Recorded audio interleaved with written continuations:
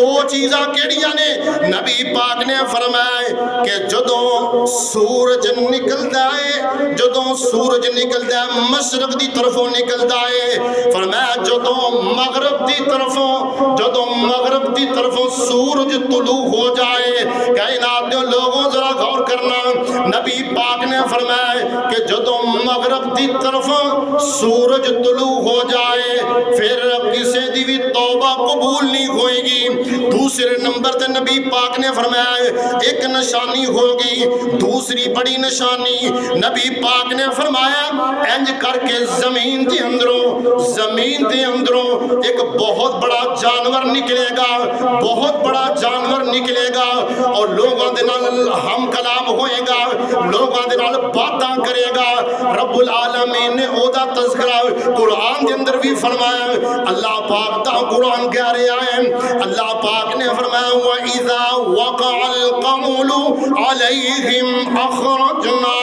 لَهُمْ دَابَّةً مِّنَ الْأَرْضِ تُكَلِّمُهُمْ باتاں کرے گا، گلا کرے گا، تُكَلِّمُهُمْ أَنَّ النَّاسَ كَانُوا بِآيَاتِنَا لَا يُوقِنُونَ۔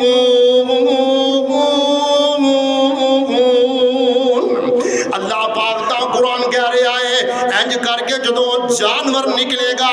جناب زمین دے اندروں لوگوں دے نال گلاں باتاں کرے گا، اور جڑے جناب بدکار لوگ نے اللہ رب العالمین دیاں حداں نو توڑنے والے انہاں دے متھیاں تے انہاں دی پیشانی تے نشان لگاندا جائے گا، نشاندہی کردا جائے گا، حتیٰ کہ لوگ آپس دے اندر جدوں خرید و فروخت کر رہے ہون گے نا کہن گے جناب اے فلاں چیز میں اس بندے کولوں خریدی ہے جدے متھے تے نشانی لگی ہے، او جانور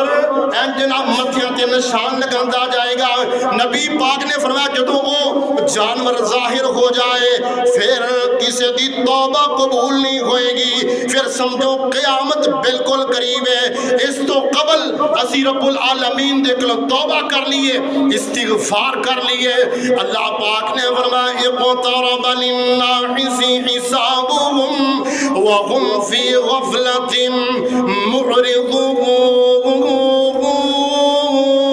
معرضون۔ رب العالمین دے کلو دعا کرو اسی جدوں اس دنیا دی اندر جائیے اسلام دی حالت دے اندر اسلام تے اور رب العالمین سانو کلمہ نصیب فرمائے۔ وآخر دعوانا الحمدللہ رب العالمین۔